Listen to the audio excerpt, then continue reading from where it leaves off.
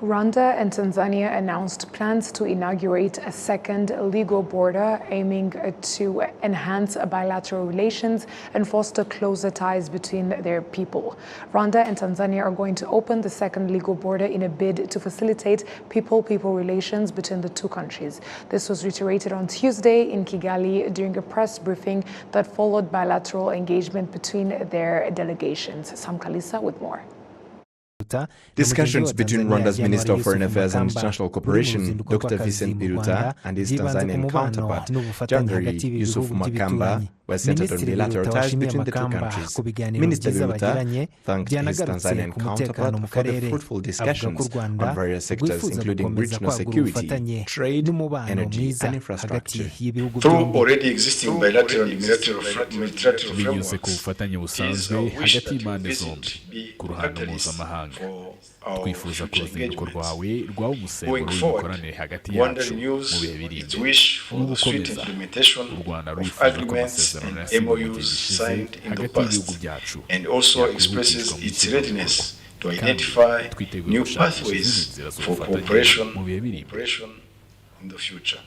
The Minister of Foreign Affairs and East African Cooperation of Tanzania noted that Rwanda and Tanzania are brotherly nations and his country regards Rwanda as a close ally. He reiterated his country's commitment to strengthening the existing relations in various sectors, mostly trade, ICT and energy. He also revealed plans to open up a new border. We have also spoken about making it easy for people in two countries to cross and visit each other. At the moment, we've one formal border. We have also, and we've spoken about the possibility and the readiness to open a new border front in Kagame. And we are ready for that to be operational because all the processes are gone. Before the discussions, the Tanzanian official visited the Kigali Genocide Memorial, where he paid respect to the victims laid there. After the visit, he noted that the Ngara Genocide Memorial in Tanzania will soon be open to visits. And the minister mentioned as well about a memorial site in Ngara, which is very important to remember what happened in here 30 years ago. We've discussed, our teams have talked about us making it accessible and presentable for annual memorials that are important to remind us of what must not happen again.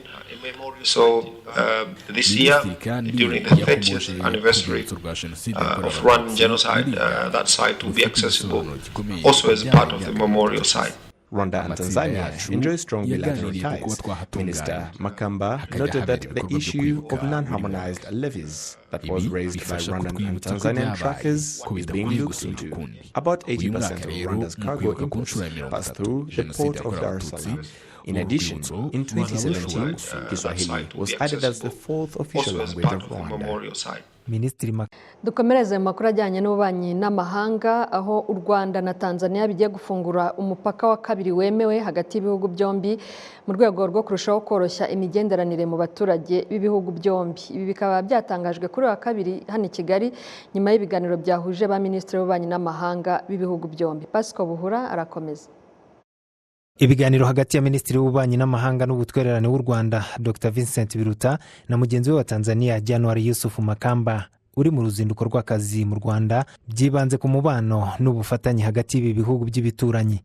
Minisitiri Biruta washimiye Makamba ku biganiro byiza bagiranye byanagarutse ku mutekano mu karere, avuga ko u Rwanda rwifuza gukomeza kwagura ubufatanye n'umubano mwiza hagati y'ibihugu byombi. binyuze ku bufatanye busanzwe hagati y'impande zombi ku ruhando mpuzamahanga twifuza ko uruzinduko rwawe rwaba umusemburo w'imikoranire hagati yacu mu bihe biri imbere no gukomeza. U Rwanda rwifuza ko amasezerano yasinywe mu gihe gishize hagati y'ibihugu byacu yakwihutishwa mu ishyirwa mu bikorwa, kandi twiteguye gushakisha izindi nzira z'ubufatanye mu bihe biri imbere. Minisitiri w'ububanyi n'amahanga wa Tanzania yavuze ko mu biganiro bagiranye bongeye gushimangira ko u Rwanda na Tanzania ari inshuti, abavandimwe n'abafatanyabikorwa. Yagaragaje ko igihugu cye cyiteguye kurushaho kunoza ubuhahirane n'imigenderanire bigamije guteza imbere abatuye ibi bihugu cyane cyane mu rwego rw'ubucuruzi, ikoranabuhanga, inganda, ingufu n'ubuhinzi. Aha yanahishuye ko ibihugu byombi biri mu nzira yo gufungura umupaka wa kabiri ubihuza nyuma ya Rusumo. Twanaganiriye ku korohereza abaturage b'ibihugu byacu kwambuka no gusurana. Kuri ubu dufite umupaka umwe wemewe uduhuza. Twavuganye kuba twafungura undi mupaka ahitwa Kerwa, kandi twiteguye ko umupaka watangira gukora kuko ibisabwa byose byararangiye. Mbere yo kugirana ibiganiro na mugenzi we mu gitondo cyo kuri uyu wa kabiri, Minisitiri Makamba yasuye urwibutso rwa Jenoside rwa Kigali, aho yunamiye inzirakarengane zishwe muri Jenoside, ndetse anavuga ko ibyahabereye ari isomo rikomeye ku bumuntu, ku buryo bidakwiye kongera kuba ukundi. Kuri iyi ngingo, uyu muyobozi yijeje ko urwibutso rwa Jenoside yakorewe Abatutsi ruri Ngara muri Tanzaniya ruri hafi gutangira gusurwa.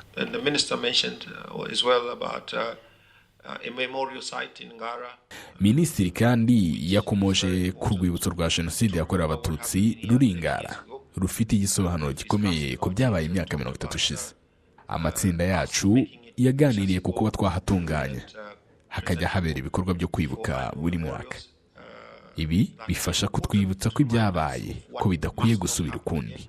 Uyu mwaka rero mu kwibuka ku nshuro ya 30 Jenoside yakorewe Abatutsi, uru rwibutso ruzaba rushobora gusurwa.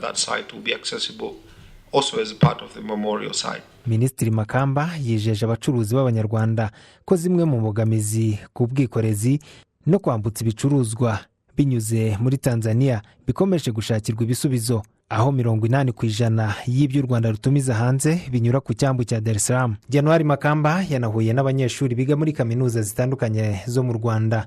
Yagiranye nabo ibiganiro byagarutse ahanini ku miyoborere, by'umwihariko muri Afurika. Aba banyeshuri berekanye inyota yo kumenya imikorere, imbogamizi n'intambwe imaze guterwa mu karere ka Afurika y'Iburasirazuba. Minisitiri Makamba ari mu ruzinduko rw'iminsi 4 mu Rwanda. Yatangiye ku munsi w'ejo ku wa mbere, aho azarusoza ku wa 4 w'iki cyumweru. Pasco Buhura, Televiziyo Rwanda.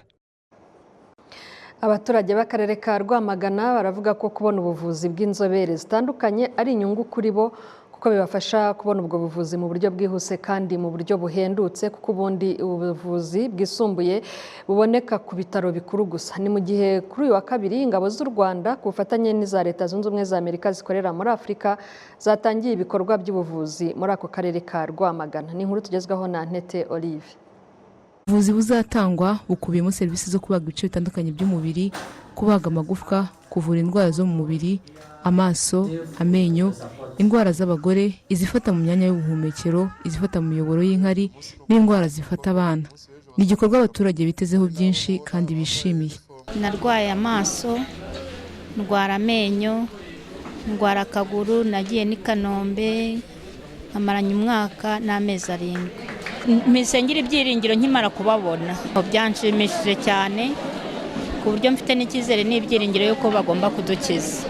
Kwaye mugongo ari maze ngiye kumarana nk'umwaka. Nabyakiriye neza kuko numva ubwo ari inzobere bishobora kuzaba igisubizo ku burwayi bwanjye. Ibikorwa birabera ku kigo nderabuzima cya Mwurire, ibitaro bya Gahini ndetse n'iby'i Rwamagana.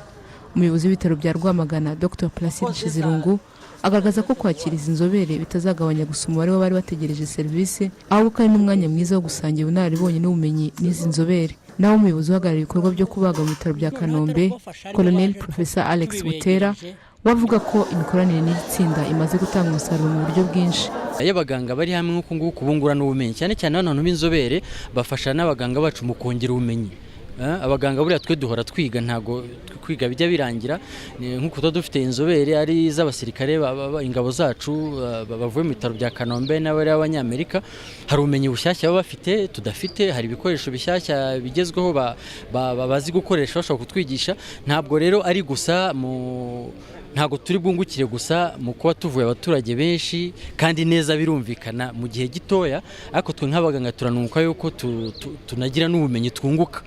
Ni umusaruro munini kuko abaturage babona ubuvuzi ubw'amaso, ubw'amenyo, iby'amagufwa n'izindi ndwara nyinshi. So begera abaturage bakahabasanga bakabavura, ibyaba bikeneye ibindi bintu nabo bakabandikira bakajya mu bitaro byacu bakabikurikirana. So ni igikorwa cyiza cyegera abaturage ariko kigatanga umusaruro aho gikorewe. umuyobozi w'akarere ka Rwamagana Mbonyi Rajab avuga ko izi gahunda zitanga umusanzu ukomeye mu iterambere ry'umuturage dore ko atakwiteza imbere ubuzima budahagaze neza. Umusaruro tubyitezemo ni umusaruro ukomeye cyane, ndavuga ngo cyane kubera yuko twari dufite abaganga bakeya badahagije ku buryo abarwayi bazaga bakamuha randevu yo kuzaza wenda nyuma y'iminsi 3, 4, 5 cyangwa icyumweru, ariko uyu munsi noneho turavuga ngo uzajya azajya avurwa, n'utavuye uyu munsi avurwe ku munsi ukurikiyeho. Bikaba rero bishimishije ko umuturage wacu bari bubone serivisi nyuma y'icyumweru kimwe cyangwa ibyumweru 2, ahubwo azajya ayibona uyu munsi cyangwa ejo. Ni ikintu rero cyiza. Icyo tubyitezeho nuko abaturage bacu bari bafite indwara zitabonaga ubuvuzi bwihuse bagiye kubona ubuvuzi bwihuse kandi bwiza cyane. Ibitaro bya Rwamagana ku mwaka byakira abarwayi basaga 50,000, nyamara umubare w'abatanga serivisi z'ubuvuzi bo basaga 270. Muri aba inzobere ni 6 gusa. Ibikorwa by'ubuvuzi by'ingabo z'u Rwanda ku bufatanye n'iza Leta Zunze Ubumwe za Amerika zikorera muri Afurika ingaruka mwaka, biteganyijwe ko ibi by'uyu mwaka bizamara iminsi 10. Tete Olive, Televiziyo y'u Rwanda.